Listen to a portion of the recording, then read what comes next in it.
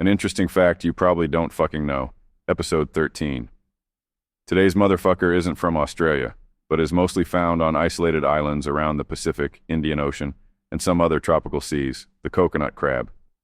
And even though it's called a crab, it's not actually in the same family as true crabs. And hermit crabs aren't real crabs either. What the actual fuck? When they're young, these guys crawl into snail shells like hermit crabs, and hermit crabs aren't even real snails.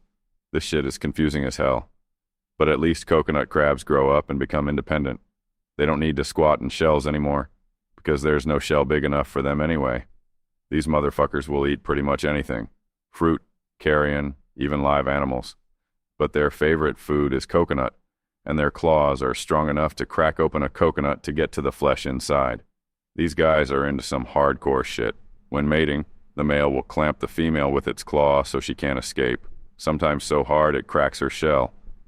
When it's time to lay eggs, the female will crawl to the shore to release her eggs into the water. But if she doesn't get away fast enough, she'll get swept away by the tide and drown, because even though they're crabs, they can't fucking breathe underwater. How does that even work? When fully grown, these motherfuckers can weigh up to 4 kilograms and reach a meter in length, living up to 60 years. Their meat is delicious, with a hint of coconut aroma. Some say it's even tastier than lobster. At one point, they were hunted almost to extinction, so now many countries have banned eating them. But just imagine dipping that meat in chili salt sauce. Pure heaven. If you ever run into one of these in the wild, be careful.